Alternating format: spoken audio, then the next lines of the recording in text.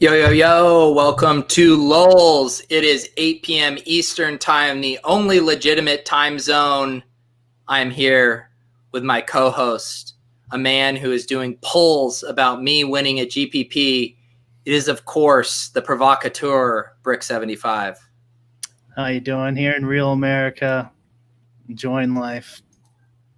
Yeah, how was your week one in the NFL? We didn't actually really talk that much about it. Cash game good. My tournaments, even though my exposures were pretty good, my most owned player was Devontae Adams, and I still didn't even have any real sweats. So the construction was off. I think my running back exposures and model I was spent all day updating, and I think that's where I had most of my mistakes. Yeah. What? Were you in every contest on DK? No, I did like the 3K, the 2 millis, and the 20 max, and some other stuff. What was your cash game lineup? I'm curious. I didn't play cash on DK. I played cash on Yahoo and Super Draft. Yeah. I don't always play cash on DK and FanDuel, especially FanDuel. Yeah. It depends on the sport too. Like I just don't have enough time to get all the sites. And now that fantasy draft is gone, I guess I have more time to concentrate on stuff. But it's tough enough getting all my GPPs in on all these different sites to dial in the cash game and especially when players are more questionable. Yeah. It wasn't that bad this week. Wasn't that bad, but sometimes you don't know who's going to play. And these other guys are cash game specialists. And so it's especially on DraftKings, it's not really, it might not be worth it or whatever, but I'll get back in there eventually. What percentage of your process are you doing before inactives are released versus how much are you trying to do in those 90 minutes? Most of my process is done, weeks in advance of the season starting. And then I just need to update throughout the day. So it really depends on, once those inactives kind of come out, that's where I'm scrambling. Yeah. And so I have to adjust everything. So the projections change, but really it's the shares, the percentage of who's catching what and who's getting the carries and stuff like that. That's the pain in the ass because who went out? There was some changes. D.D. Westbrook, right? Yeah, Westbrook went out. That changed things a little bit. It helped your boy. Yeah. Well, it even a guy that wasn't on my radar at all, and this is to your point. Keelan Cole had a nice day too, and that's a prime beneficiary of a guy like D.D. Westbrook being out and shifting those target shares over to Shenault and Keelan Cole, and both those guys had really good days. Yeah, and the afternoon game, I had how do you pronounce his name? Ayuku or whatever, AIK or whatever the San Francisco. Yeah, what's that? Yeah. Ayuk on the 49ers. Ayuk, yeah, I had too much of him. I probably should have just X'd him out, and there was not a ton of good replacements for him. So I ended up having. I switched them out, but a lot of times you can get that can give you a little EV if you because a lot of guys they set their lamp and they start drinking, and I don't know who would ever do such a thing like that. I'm not opposed to it. I'm just saying if you can stick around to 3:00 real America time and then update your lineups, you can definitely get a little bit of an edge. What kind of late swap action did you have on Sunday? That was it. So I didn't. I'm not going to completely redo a late swap unless I have to. It's just too hard. There's no optimizer that does what I do on my own. After I export, so unless I absolutely have to, I just do 1-for-1 swaps. Yeah.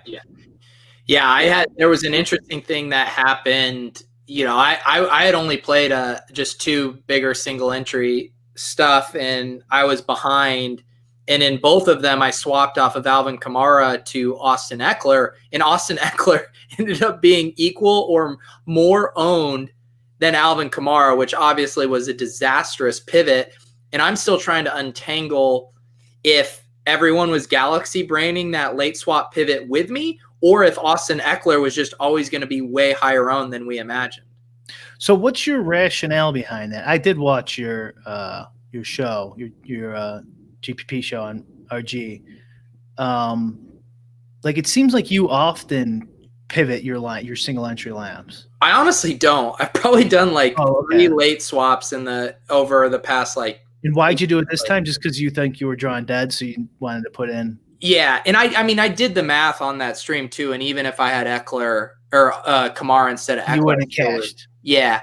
And my thought was like I built my lineup around I had the Bridgewater to DJ Moore with the Jacobs bring back. The Jacobs thing obviously hit, but Bridgewater and Moore kind of flopped. And I'm just looking at the board and I just have, if I'm projecting Kamara to be like 30% owned, I just didn't think I had any way to catch up. And like it was a double-edged sword with that pivot where I got off of Kittle and Kirk, who ended up not doing a ton, and I got over to, I believe it was, I can't even remember. I think it was Cook and Hopkins, who were 2 great pivots. And then if I so that's the hard, I guess this is a good question because it's like, I ended up doing a 3v3, 2 of the 3 ended up being sharp pivots.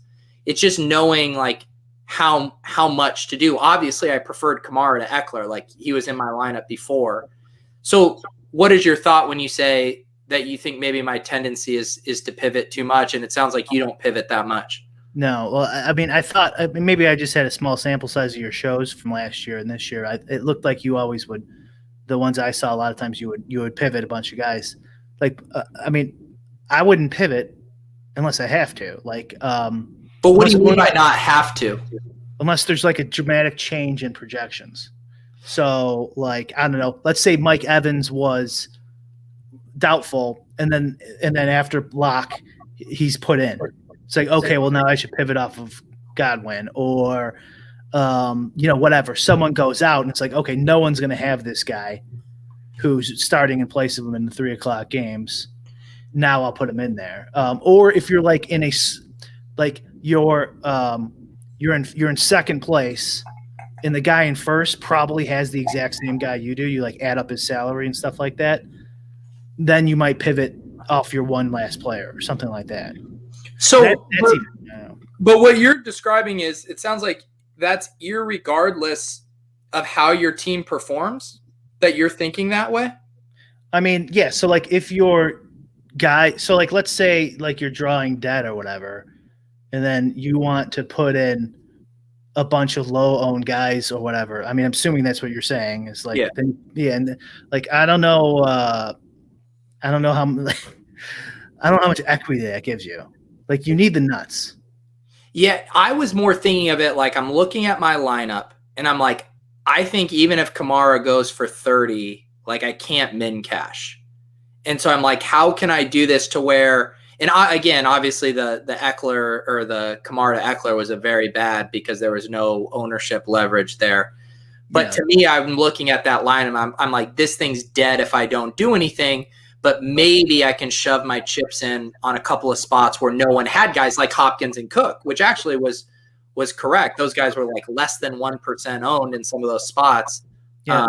I don't know. Like you're adjusting for ownership already. So like at that point, like you said, you're just trying to cash. And so you're gonna voluntarily sacrifice points by doing that. And I don't know how much equity you gain already. Like you're already adjusted for ownership to begin with. Yeah. So like you're purposely losing points, is what you're doing. Yeah. Doing that. I'm not sure it's like super super helpful, but definitely the thought process of I want to bank, so I'm going to drop to all these low owned guys. It's like you're not banking.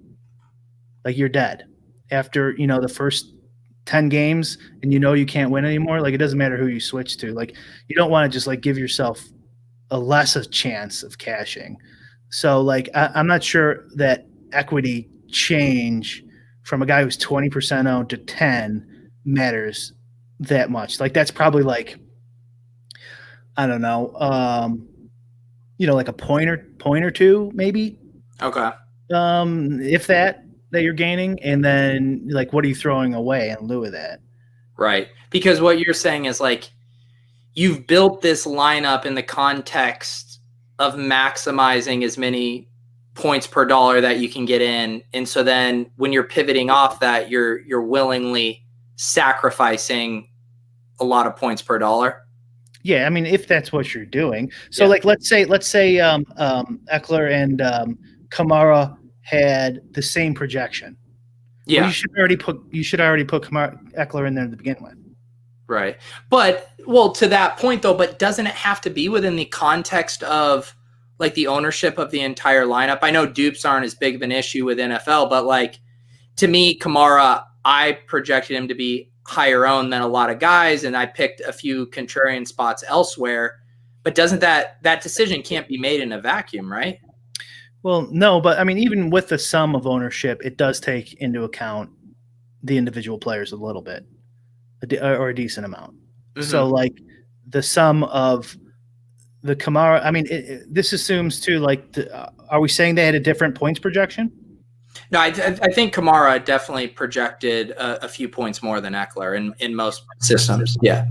Okay. So, like, that would have been factored in. So, like, if they had the same amount, like, then you would have had more. You should have had more Eckler.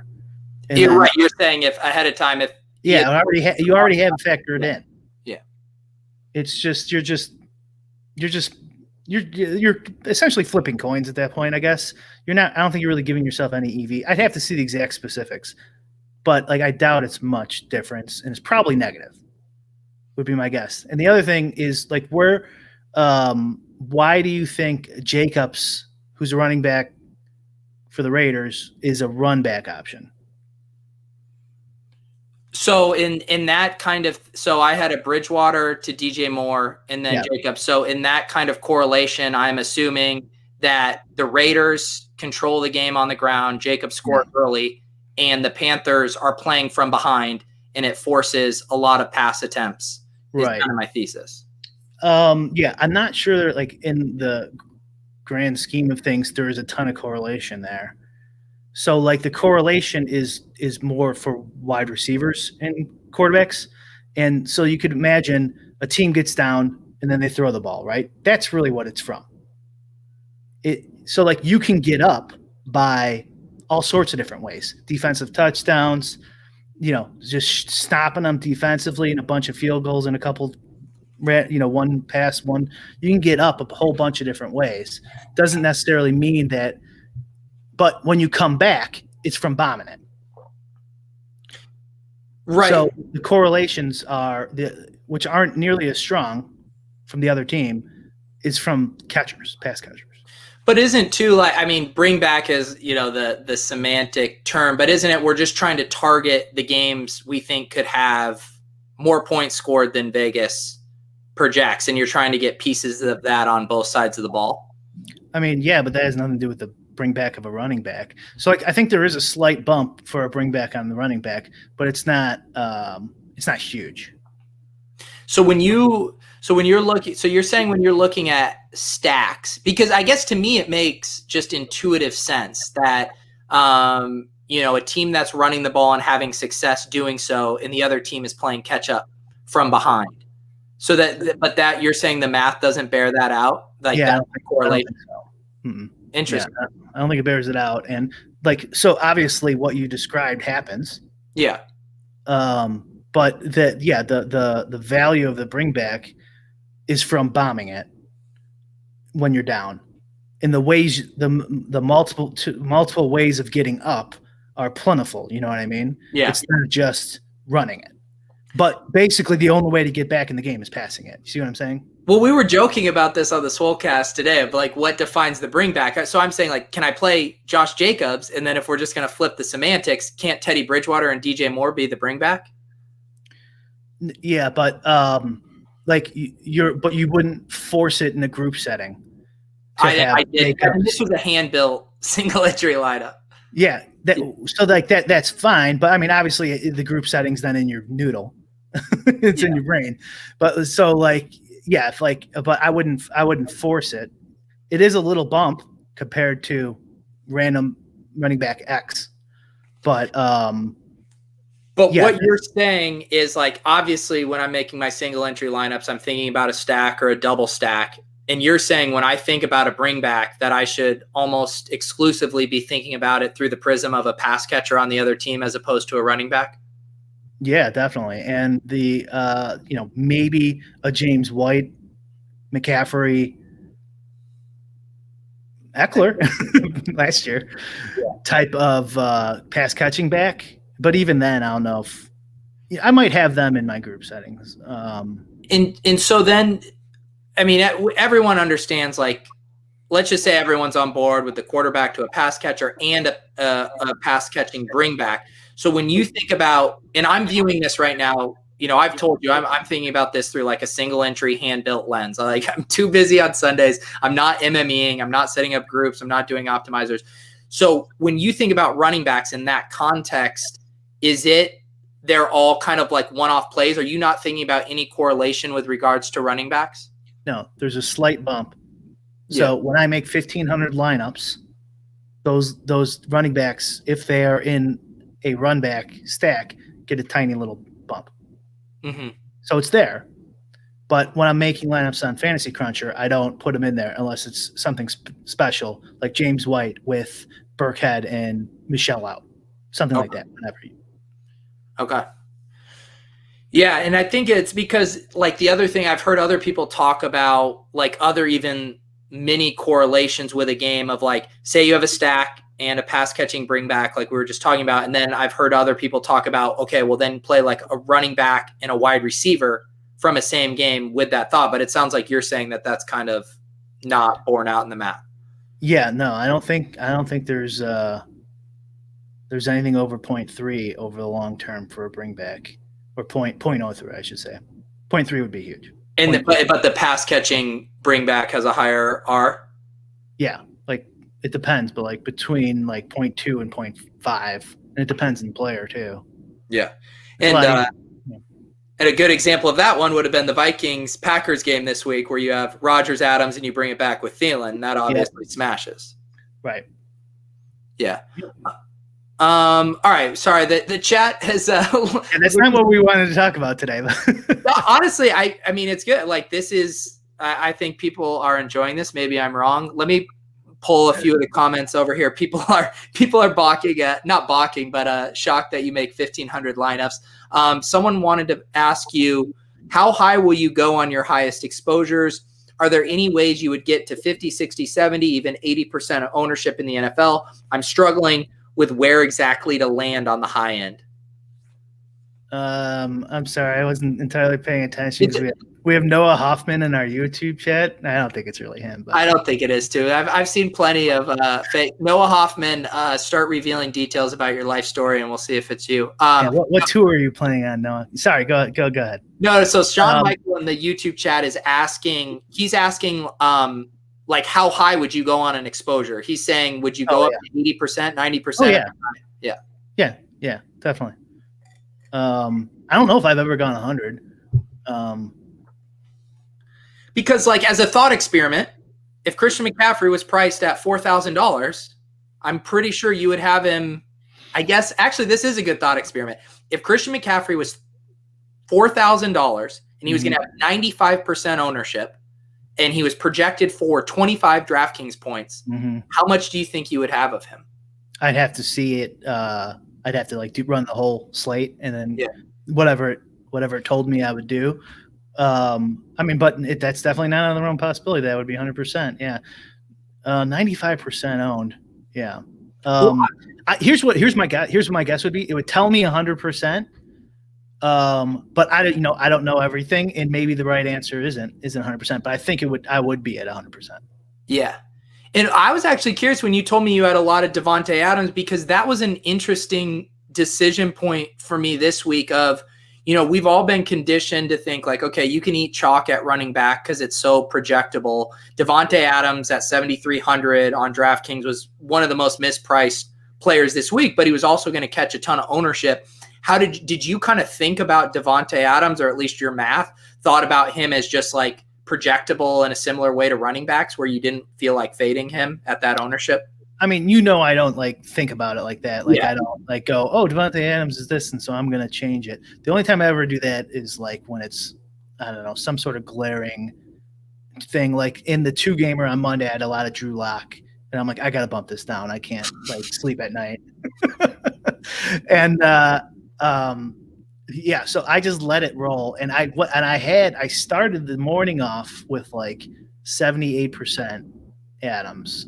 And through like the updates throughout the day as the odds changed and more information came in, I ended up at like 49 or something. So it did go down. Yeah. But yeah, like I mean, it's not just like, okay, a guy's going to be 35% owned, I can't play him. Like that's never really how it works, at least for me. And obviously it looked good this week, but it could always go the other way. And my guess is your projections had him as just being massively undervalued at 7,300. Yeah, I had him for, I can't even remember. I had him for, a lot of points for 7,400. So, and I mean, I don't want to put words in Brian's mouth, but like your exposure is going to be a dynamic relationship between your points per projection and the projected ownership, right? Yeah, I guess that's a good way to put it. Sure. Yeah. A lot of people are scoffing, or I can't find the right word for it, at the fact that you had 1,500 lineups. Explain to people what you mean. You're not hand building 1,500 lineups. I mean, any optimizer, anyone can go build thousands of lineups really easily if they want to. Yeah, I wake up at 2 a.m. and start building. I crunch a bunch of different stack types and then export them and then manipulate the data. Yeah. So 15. I mean, I said 1,500. I think that's what I did, but somewhere around there. Around there seems fine. Yeah. For a gigantic GPP. Right. Like footballs almost always are. Let's see here. We have some more questions. So here you go. For a 20 max player, if you're making 20 lineups, what kind of overall ownership are you looking to stay under? I assume this is referencing, like the guys at ETR, they did an article too about like the trends of like the cumulative ownership for lineups that finish in the top 1%. I know you do things a little differently, but how would you think about that for a 20 max player who is trying to make sure they're winning in a non-duplicated way? Yeah. The same way, I guess, I don't know if I read that article, but very similar to that. And me and you've talked about this, Peter, off stream, where so 20 max doesn't mean that that's dramatically different than 150 max. It's the amount of players in your GPP. And in football, they get huge. What was the one you played? Like, I don't know, 30-some thousand and 40,000 almost? I mean, I think the opening Thursday night 20 max, one of them was 100,000 plus. Oh, there you go. Yeah. And oftentimes those 20 max, $3 ones, whatever, they have a higher score that won it than the Millie Maker. Yeah. And it definitely happens. So like, it's basically the exact same thing when you're talking. Now, if you're doing a 20 max, League of Legends slate with 300 people, you don't have to get crazy. Well, maybe in League of Legends do because you don't want to do, but you get the idea. Yeah. Yeah, so like it would be the exact same thing. You want to find a whatever the max ownership is for that slate and get underneath it. It's that number changes. It's dynamic. That's the word of the day here, I guess. So like that the amount you want to be under the cap, the ownership cap changes each slate. And so the way to do that is, I've said this a bunch of times too, is do the same thing for whatever, multiple slates.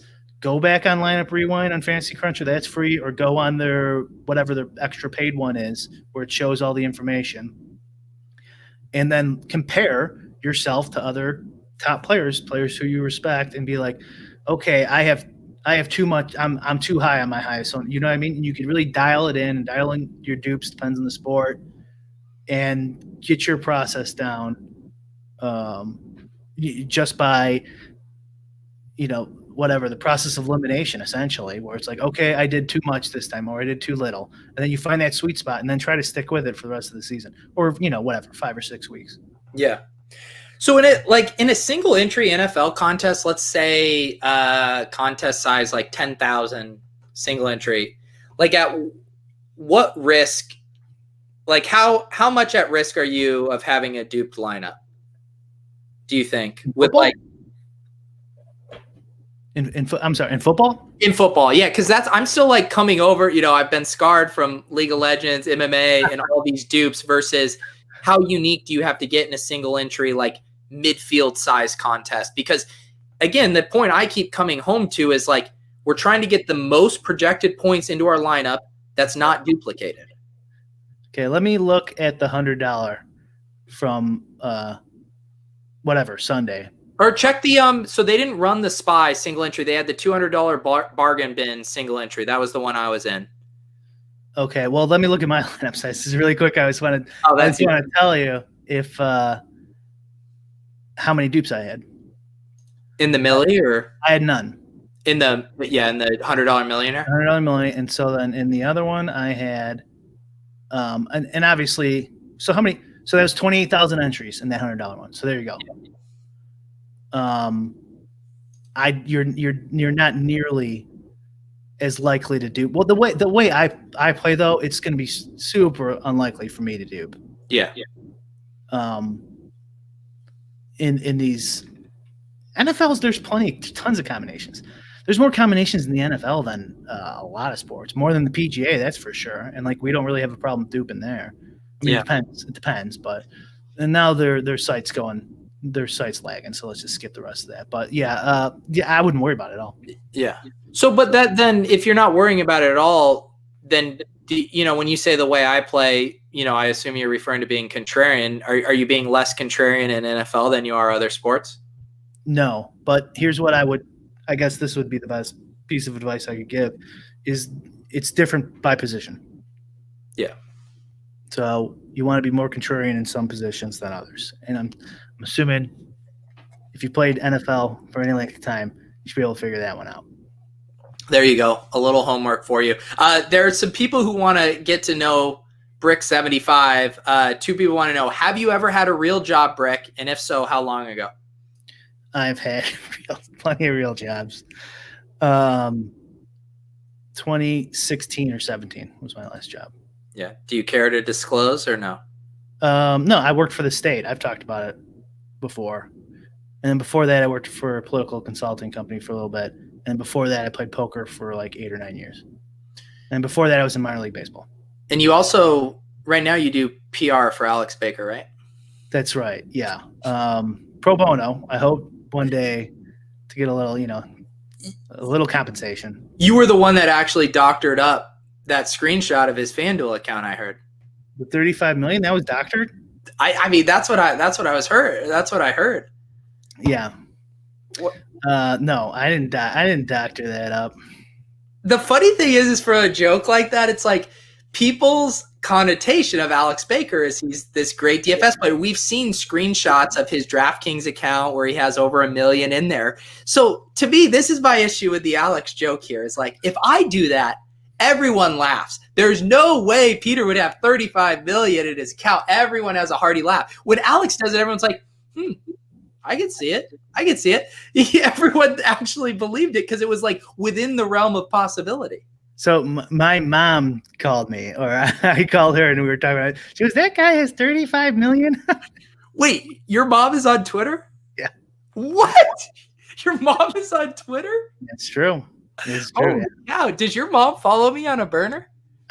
No, I think she follows you on her regular account. Probably. Wow, I didn't even know.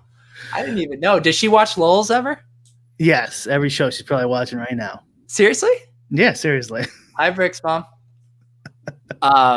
Yeah, that's good to have it. Yeah, because I do remember a real screenshot from Osimo where he was showing how many crowns he had in his DK account. It was like 1 million crowns and like a $1 million in there. So I love too. I've had this happen a few times lately where people have to bail on their joke. You know, they'll be like, oh, people don't get a joke, or I need a sarcasm font. And Osimo had to bail on it and be like, guys, it was a Photoshop.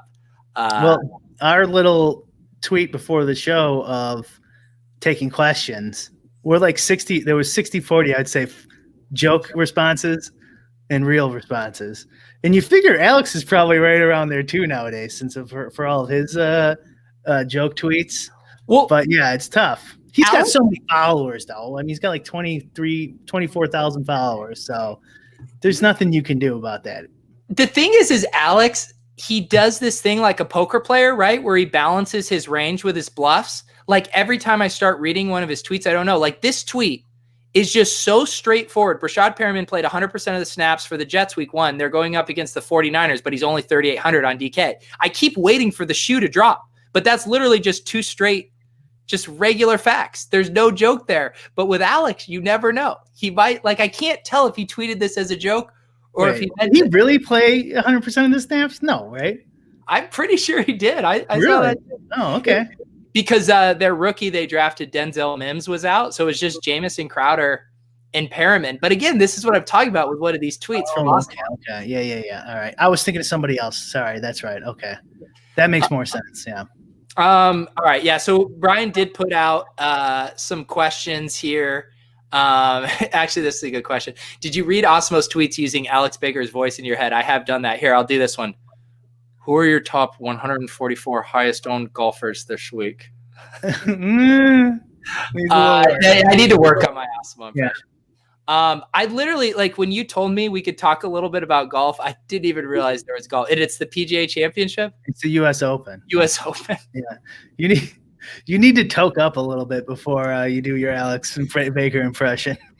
That's true. He just had. I'm not saying he's high. I'm saying he sounds like he's high sometimes. Yeah. I mean, if you want to ask me to toke up for a show of Lolz, I mean, I will. All right. I don't think I have to ask. I do need to work on that one. So yeah, do you want to answer his question? Your top 144 highest owned golfers. This could be a great performance artwork piece where you just list off 144 golfers. Yeah. We'll have to extend the show like an hour. No, that's a joke, people. That's a joke. Let's see. What were there any other questions that stood out to you as being interesting here? Yeah, there's a bunch of them in there. How about this one quick? Because I saw Jamarius in our chat as well. Do you have an opinion on the tiers games on DraftKings? Is there room for an edge there? Yeah, I haven't played the tiers in a while. I can't imagine that there's not an edge there. Yeah. So I guess the question would be like, okay, since it's tiers and not salary, like, do you have an edge? I would bet you definitely do. I bet, or I know a lot of the regulars don't play it. They don't bother. So that's definitely something. If you're looking to like get a little edge on, I would definitely look at the tiers for sure. Yeah. Have you been playing tiers or no? I haven't. No, I didn't play this week. I played them when they first came out. That's another thing too. Like, it's tough for me to do like the morning slate, the 1 a.m. slate, and they have a 3 p.m. slate, and it's like too many sites and stuff like that. So I'm scaling back. Yeah. And then we'll see. If I run hot, I'll start just entering everything.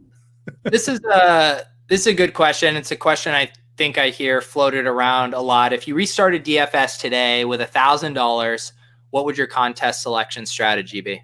Yeah. And I've said this to you too, Peter, a bunch of times, probably on this. I never listened to you. Never listened to me on the show a lot. I would go on Super Draft and probably Yahoo. And I would play $1,000. There's plenty of stuff on there to play. With $1,000 though, you might want to just start with like Super Draft and then build that up and then take some of the profits and put it on Yahoo. Some strategy along those lines. There's less regulars who play those sites. The rake's lower. I can't. The Super Draft has multipliers, so it's tough to tell because my experience is with salaries. But the Yahoo salaries, there's always mispriced players. And they have enough bad players that don't compensate for that. So you get like 2 free squares every week on Yahoo football. Yahoo any sport really. Yeah. And so, despite what people think, there was a Rufus Peabody thread that I was in a little bit last week or 2 weeks ago about whether bad pricing is good or bad for people. And, I'm always on the side of bad pricing is good for us, good skilled DFS players. And so there's a lot of bad pricing on Yahoo, and I think that's great. Yeah. And because I remember last year, Yahoo was running a lot of even full no rake contests. Do they have those going on right now, or is it just minimal? Yeah, they fill up fast, so you really want to get in them quick. So you can get like no rake, low rake, super draft almost always overlays, I want to say. So an overlay is either no rake or actually they pay you to play. And like it adds up, man.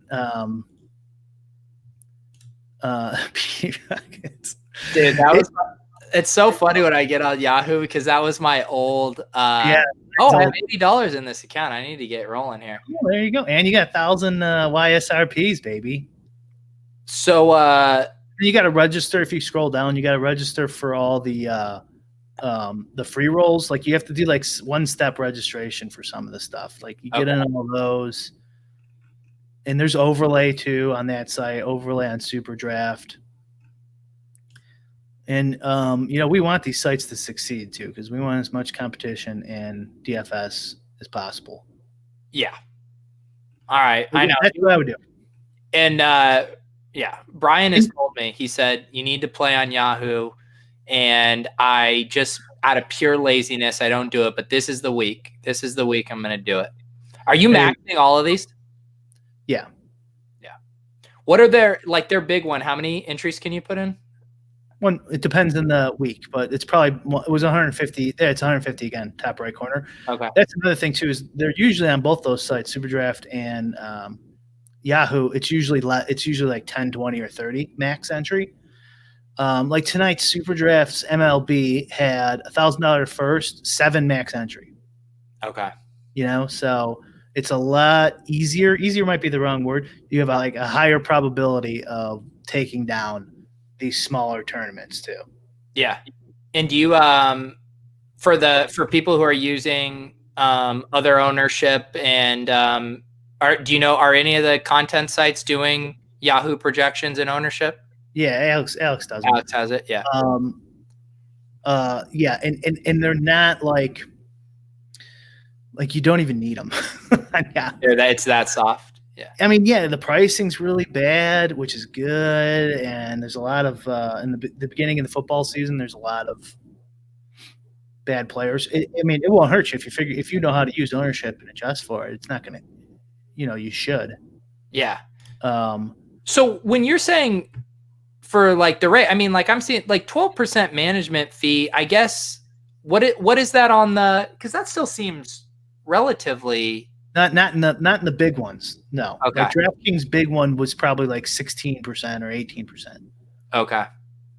But like this single entry here, 50, 12%. Yeah, do you have that on at least they show it.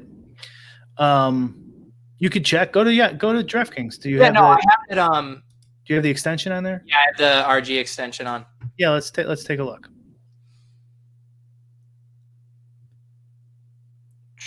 Yeah, see? Oh, wait, no, that was overlay. Sorry. Let's look at the Sunday slate. The millionaire is... Looks like it was 15%. Yeah, 15%. Okay. You're saving 3%. Yeah. Which is a lot. Yep. Let's look at compare the $50 single entries. So that's actually... It's less. That's actually interesting. Yeah. For that. Yeah, 12.1 versus 11.99. Maybe they change a little bit too. Yeah. I think like the double ups are higher on DraftKings too for cash games. I should get in this one. No veterans. Yeah. You're not allowed in this one, right? But even with like the identical rake on that single entry, I'd rather put my money on Yahoo because the competition's worse. The pricing's worse. So like 0.01 difference or whatever, I'd still rather do Yahoo. On one negative of Yahoo is their CSV export's lame. So like you have to do it for each individual entry. Ooh.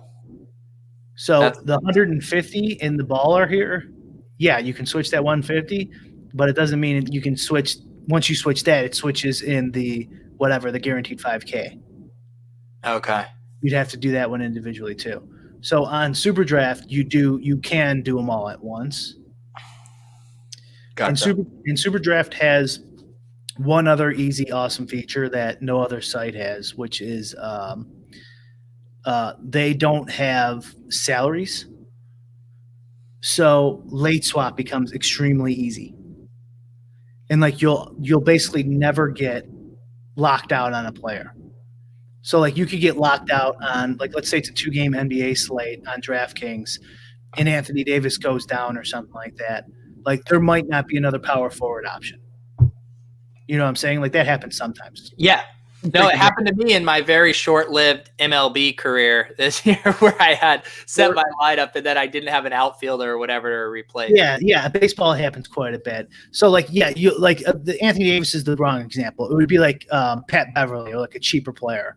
And so like you only have 4K left in salary and the only available option is 6,700. That'll never happen on Super Draft. You could just switch to him and he'll have a lower multiplier and it works itself. Let's answer a couple more questions, then we'll build a showdown lineup for tomorrow. Brian, we doubled up our lineup last week with Clyde Edwards-Helaire as our captain. We cashed? Yeah, min cash Lolz. Nice. Yeah. That's 2 in a row. It is 2 in a row. Some would call it a heater, actually. That's right. Some stuff, best strategy for maximizing deposit bonus. At first I thought there was going to be a joke about the deposit king, but I guess, I haven't thought a lot about deposit bonuses, which you'd think as the deposit king, I would. Do you have any thoughts on that? He's joking. Are you sure? I'm pretty sure. But yeah, deposit bonuses, if he's talking about like gambling, sports betting, there is actually a strategy. Yeah, on the sports betting ones, it does seem like there is. Yeah, there's definitely a sports betting strategy because you could, it was called deposit whoring back in the day. Probably something they want to change now, where you find all the deposits, you max the deposits, and then you bet like into 0 EV lines on each site the same bet. Should we go over that or no? Is that a waste of time? No.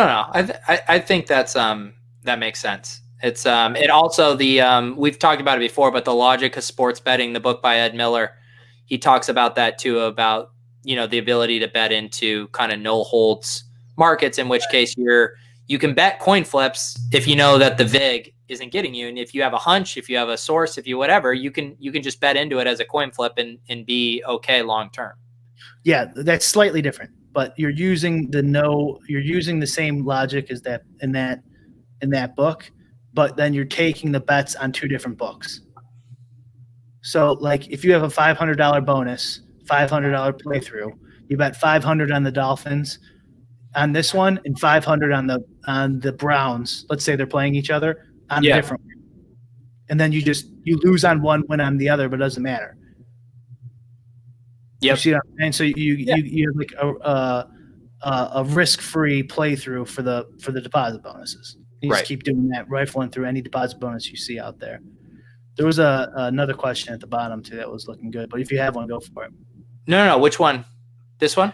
Yeah. Where do you start to build a good projection system? So you pay for or scrape your own database, depending on the sport. Some sports are easier to get than others. And then once you have a database, you got to Google a little stats class or learn how to do, let's say, like 3 different types of regressions: linear, nonlinear, and logistic. And then once you learn how to do those, which they're not complicated, you could figure them out. It takes a little bit, but you could figure it out. You use your database and you come up with ideas. It's kind of a guessing game of what matters, what will matter. And use those variables that you think matter in the proper fashion, linear, nonlinear, or logistic, or other, to come up with a model for something. And then from there, you can use that model to either just play it outright, or to project players, or use a simulation with that model in hand to hand. There's probably more to it than I'm not thinking about, but that's how you do it. And it's a pain in the ass, but you can do it. Yeah, go ahead. And then compare it. Pay for a month subscription at Osmo and compare it to Alex's or whoever you think is sharp. And then compare your results to theirs. Yeah, and then when your ownership projections have a slightly higher R correlation, you can write to Alex and be like, I own you this month, dude. He'll love it. How do you know what his R is? I guess you can tell on ownership. Yeah, it's true. Let's see. Was there anything else in here that would be worth talking about before we build a lineup? Yeah, that one will do. There's a couple on here. I don't know how much time we have. Do you have your second show today? Yeah, I do. Let's do questions for like another 5 minutes, and then we'll build a lineup to wrap up. Okay, so where in the range of median projections versus optimal projections are you landing? That one I still don't fully understand. I would do something like simulate a target score, maybe, if that's what you're going for. So I think I understand the question he's asking in that like projections are showing a median projection, but he's trying to think, how do I access those ceiling plays and maybe put a little more emphasis on those when building a lineup? Use that technique I had on one of our shows, and we cut out the part too. It's on my YouTube page, where you up the randomness for the guys you think have a higher ceiling if you want more of them. And just mathematically, the way the randomizer works on optimizers, you'll get more organically of those players. That's probably the easiest way to do it. And I've seen, like, if you've watched Alex, he's done some shows where he's worked in the optimizer, and he'll really jack up the randomness on some of the players. I've seen him do that. Kyle says, self-promoting time. Who has the best database or model tools for your core sports? Well, Brian uses his own. Are there others, Brian, that you think are particularly sharp? Database is it depends. I got lucked into someone who I know had an awesome football one that I use that is not publicly available. I'm looking for a tennis one. So if any of you guys have a good tennis one, I'll pay for it. Big Data Ball has basketball. I use that for basketball. And I think Alex uses something like KBO Sports or KO Sports or something like that. You can Google that one. He put it in his AMA on Reddit. So go ahead and there you go. Yeah. Okay. All right, guys. Sorry, there's some random questions coming in about PGA DFS, about randomness here, but Brian and I have to win $300,000 on Thursday night, a slate that I haven't specifically looked at very closely, and I'm guessing Brian hasn't either, but maybe I'm wrong. No, I haven't. I've been but that's what makes this fun. I mean, we're coming off a heater. We're 2 for 2. The news and notes, Jarvis Landry has been limited in practice this week with a hip injury.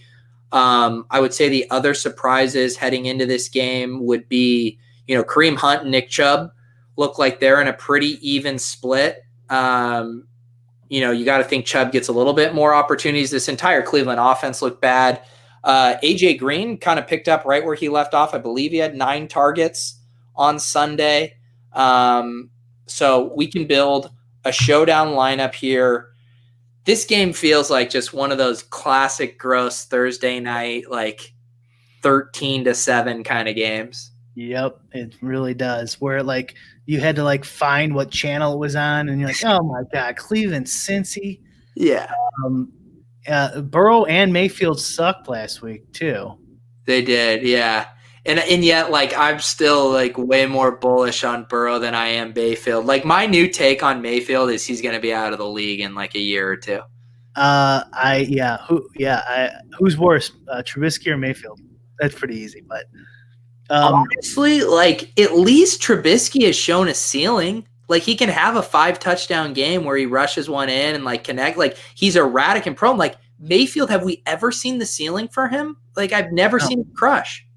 That's why I would think buy low on OBJ, not in fantasy but in real life. Just get like going to everyone wanted him out of the Giants or he wanted out of the Giants, and like that was such a bad spot. I'm with you. I still believe in OBJ as the talent, but I mean, this is just an awful spot for him. What about this conspiracy theory? OBJ leaked a fake Cleveland Steamer story to get himself out of Cleveland. No? Okay. The shit story? Yeah, that's what a Cleveland Steamer is. He had that girl leak that to try to get him out. It's probably going to take a lot more than a shit fetish to get him out of Cleveland. That's OBJ logic. He's like, no, this will work. This will get me out of Cleveland. Nick Chubb, by the way, also like what he had less.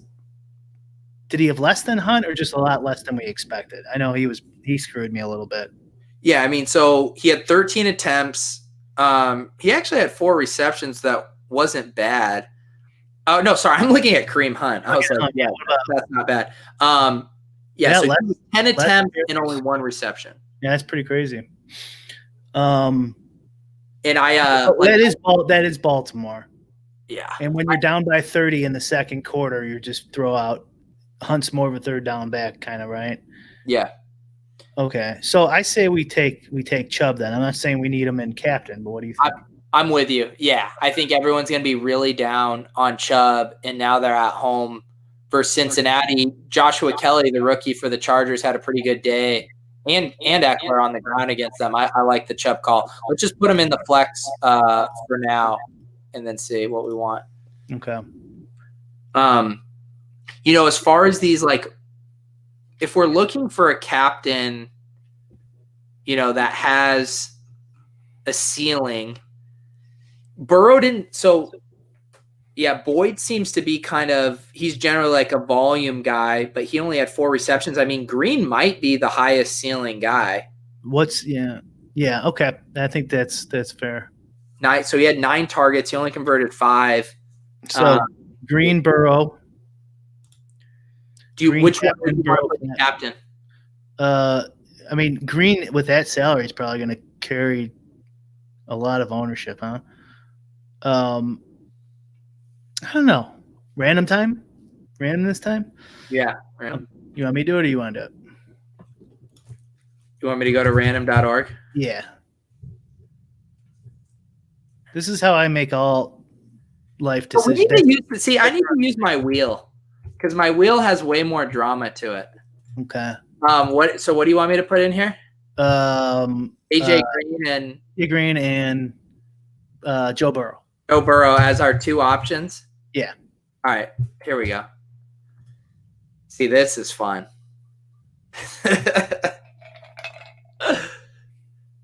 Ooh, it's Joe Burrow. Okay.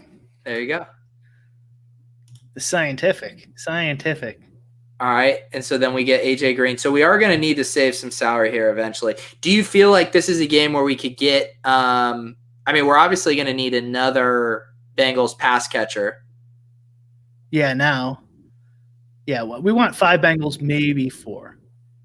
Okay, yeah. So, I mean, the other guys, you're going to have John Ross. He looked pretty solid. I mean, he had 5 targets. He's their deep threat guy. The other options, if we want to get gross, CJ Uzomah is their tight end. How many targets did he have? He had 5 targets, too. That's not bad at 5,000.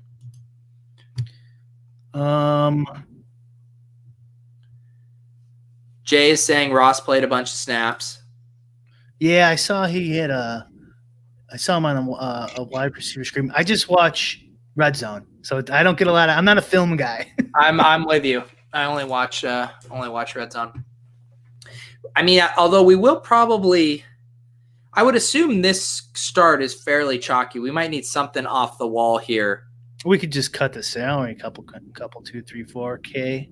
Yeah, I do like.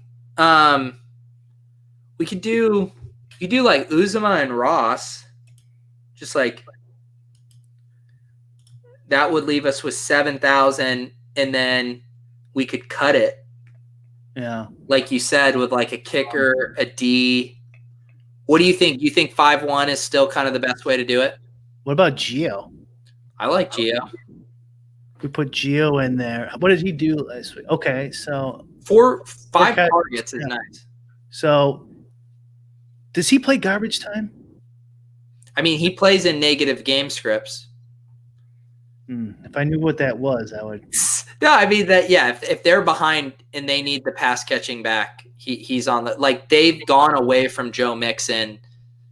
If they're down, Well, if they're behind, we're in trouble. Well, maybe not. If Chubb runs a couple in, this whole game is garbage. But that could be our thing if we're just going to do Chubb and then. Yeah. No, that's it. That's the winner. I think that's the winner right there. Leave 4K on the table. Leave 4K on the table. Done. Who doubts us? We're 2-0 basically, because I don't count the ones before we were joking. No, that was all a bit, and then we kind of said let's turn it around for the viewers. Yeah. So this should be 3-0. That'll be what, 300,000 plus our 2 min cashes. That's like 360. It does kill me to only win 300,000 when it should be. I want to use our one time on $1 million.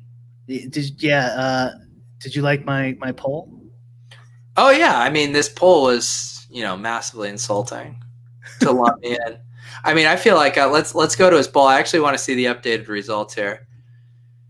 Okay, I'm glad Davis has pulled away with this. Who do you think is more thirsty for a big GPP takedown with the sole purpose of shoving it in their haters' collective face?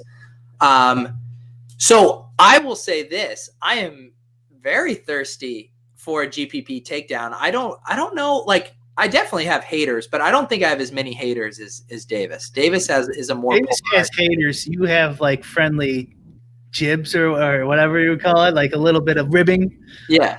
But so here's what I was going to save this before it was over. But here's what I would do. I would vote Matic, but I think you would use the screenshot like a bludgeon. Like anyone ever comes at you for any reason, bam, that screenshot would just appear. So you would get more screenshot per minute, than Matic would. I mean, he would be more thirsty for it. We would both become absolutely insufferable. Like if we won more than 6 figures, I think we would be. I mean, like someone would be like, "Oh, Peter, you misspelled there," and you just bam. Yeah, 300K, bitch. This is my long game. It's sandbagging as a shitty DFS player so that I can just come over the top with that one big GPP score. Yeah, although we should actually talk about that real quick right before we wrap up. And I think it's actually a good thing to talk about after we what we were talking about. So Nelson, you had actually sent this to me.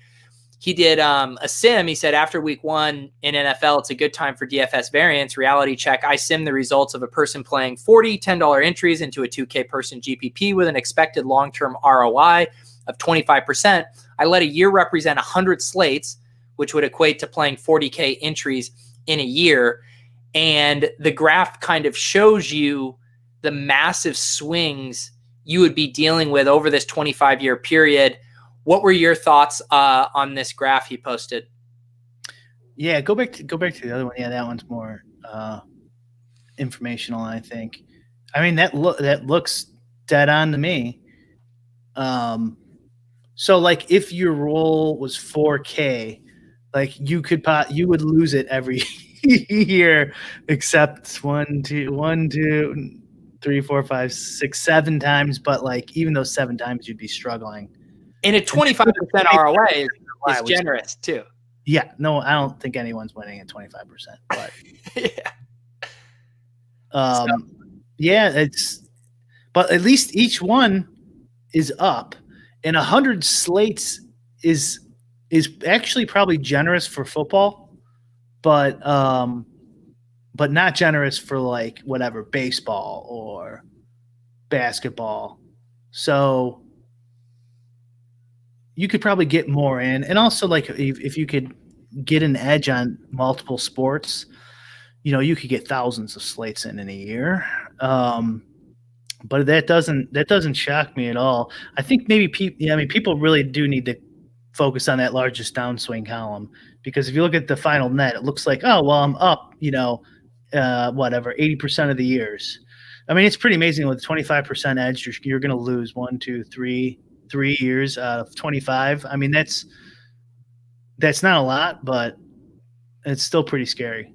Yeah, I mean, and even like look at those year 5 and 6, where you have a $7,500 downswing, you finish up, $3,500, but it's like you have to have the stomach for a $7,500 downswing. I mean, that feels awful, but it kind of illustrates the variance you have to be willing to stomach if you are playing these top heavy GPP contests. Yeah, and we're talking about rake too earlier. Every point is going to lower that column 1 and increase the column 2. So you want to play in this low rake, no management fees, all that stuff overlay as humanly possible. Year 22 too. Look at that, $6K downswing almost ends up $300 plus. It's like that's a kick in the nards. It's also too like, I mean, we obviously have different relationships and with DFS too, but like I wouldn't want to take on like that.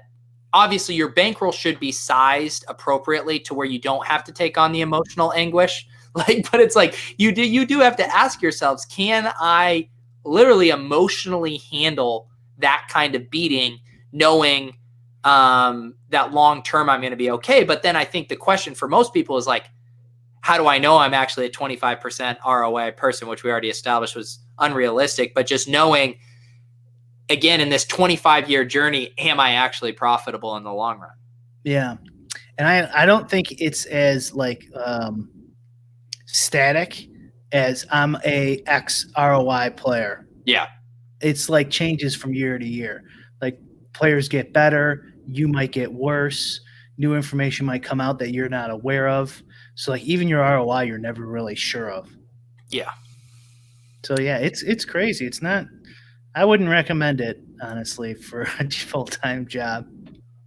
Yeah, I know. Awesome, but I was talking to someone today too, who was asking about like how many people do it full time and stuff, and it's a small cohort of you guys, and it's there's a lot that goes into it beyond the glamour of the screenshot life. So and Jake, really quick, Jake had a comment here, and yeah. YouTube. Also, when you're down swinging, you feel like you're never going to win again.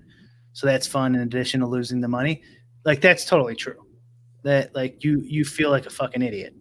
Yeah. Right. Like, what am I, stupid? Why is everyone so smart? And you start going in a fantasy crunch and rewind. Like, this guy's a genius. I need to copy him. Stuff like that. And even if you've been gambling for most of your adult life, like me, like it almost never goes away. You get to handle it better. I think that also just comes with like with age. I imagine I'm like not as crazy as I used to be, but like you never get over it. And so like that's the reason why I kind of like started doing stuff like this too, is because I would just sit in it by myself and not like and do everything by myself and have like no friends in the industry and no friends in poker, and like I think it was like a detriment. So like that's good. And Jake has plenty of people he talks to, and he works at Osmo and stuff like that, so that should help him. And for anyone else too, like getting a little DFS group or something with other guys who seem pretty good or interested. Like you can easily do it, like on Osmo's Slack or something like that. Start your own. It's all the poker guys do that, right? They share hand histories and they bounce ideas off of each other. For sure. And I never did that, and I regretted it afterwards. Like I would talk with like A.E. Jones a little bit and Samo a decent amount. I don't know if you guys, these are old school names. People probably don't remember them. but not a lot. And no one in my like actual friends group really played for a living. They did play. Everyone back then played poker. You remember, Pete? Like every fucking buddy played poker. Oh yeah. So like you could talk poker a little, but that almost made it worse, right? It's like, oh, would you just play good hands? So I play poker. I play at my buddy's house, like $100, and it's like, yeah, I just lost $20K today. Playing PLO. I actually think DFS is easier from what you were just describing as like the community discussing aspect, because it's like we all shared it. Okay, like we all were deciding whether to play Boston Scott or not. Whereas in poker, you're like describing this super specific spot, and you're like, all right, that was just your bad beat, like whatever, dude.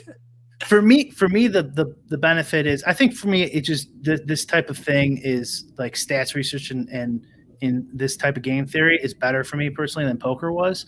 But like I lost my train of thought. What did you just say? Because I actually brought up we're talking about like bouncing. Like I said that poker beats are more like whatever, dude. That was your bad beat versus all of us having a collective decision point with DFS. Exactly. Thank you. So Boston Scott, like that's a good play. Like you basically know it's a good play. But in poker, before like all the training sites and books and stuff like that came out from the good players, you were guessing. And that's kind of the way it is too with modeling right now, is like it's a lot of guessing. Honestly. Yeah. It's science and math based, but you're still guessing a little bit. Not entirely. But like that, like you would make a play, like how much should you 3-bet pre-flop and which hands? Like you kind of know you're supposed to, but like when, where, how, I'm talking, mid 2000s, maybe late 2000s. Like you didn't know, but you know that Boston Scott's undervalued because Miles Sanders is ruled out and he's going to get carries. So like there's that, and the competitive aspect too is like, for me, it was playing against that guy. So like if Reaver Z-Top was like a screen name that would beat me over and over again in poker, like I legitimately hated that fucking guy. Like I would like, oh, he's sitting on my fucking table, I just instantly get tilted. Where in DFS, I kind of get a little tilted, but not that bad. Like there's some names that piss me off, but like I don't really care. You know what I mean? It's like, right. Whatever. He won a GPP. It doesn't really bother me. Maybe if I like played, like if I was a heads up specialist or something, that could happen, but it's not the same. Yeah. Jake Hari agrees 100%. Get involved in the community. There are plenty of people that will commiserate and strategize with you. Thank you guys for tuning into Lolz. It's always fun hopping on this show. Brian and I generally have like a very, very loose idea of what we want to do. And sometimes we'll go on a tangent at the top about how late swap works. And that's what I love about this show. Thank you guys for tuning in. If you want to listen to this in audio form, you can check us out on iTunes, your podcast of choice. Just search Lolz DFS. You will find it. We are back every single Wednesday at 8 p.m. Eastern. Follow Brian on Twitter at Brian Hooper. I'm Peter Overzet, and this has been Lolz.